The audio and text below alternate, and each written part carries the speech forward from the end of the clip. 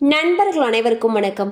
இன்னைக்கு நம்ம இந்த வீடியோல திருமணமான தம்பதிகளுக்கு 2,50,000 ரூபாய் என்ற தகவல் வெளியாகி இருக்கு. ஸோ அதை பத்தி தான் இப்ப நம்ம பார்க்க போறோம்.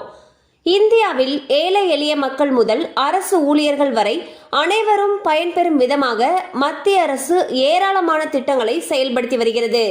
குறிப்பாக பெண்கள் பயனடையும் விதமாக அரசு சார்பில் ஏராளமான திட்டங்கள் செயல்படுத்தப்பட்டு வருவது மட்டுமல்லாமல் தொழில் தொடங்குவதற்கும் கடன் உதவிகள் வழங்கப்படுகின்றன. இந்நிலையில் டாக்டர் அம்பேத்கர் அறக்கட்டளை திருமண திட்டத்தின் மூலமாக புதுமண தம்பதிகளுக்கு மத்திய அரசு 2,50,000 ரூபாய் இலவசமாக வழங்குகிறது. ஆனால் இதற்கு சிறப்பு நிபந்தனைகள் உள்ளன. அதாவது தம்பதிகளில் ஒருவர் தலித் சமூகத்தை சேர்ந்தவராக இருக்க வேண்டும். தம்பதிகளுடைய ஆண்டு வருமானம் 5 லட்சத்திற்கும் குறைவாக இருக்க வேண்டும்.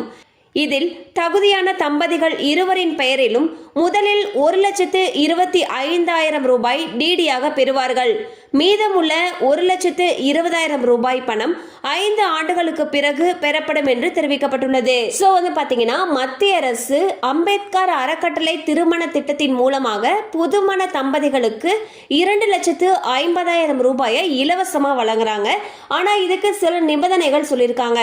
அதாவது தம்பதிகள்ல ஒருவர் கண்டிப்பா தலித் சமூகத்தை சேர்ந்தவராக இருக்கணும்னு சொல்லியிருக்காங்க.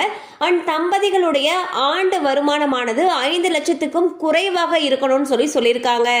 ஸோ அப்படி இருக்கிற பட்சத்தில் தகுதி வாய்ந்த தம்பதிகள் இருப்பாங்க இல்லையா, அவங்களுக்கு முதல்ல 1,25,000 ரூபாய் டிடியா கொடுப்பாங்க.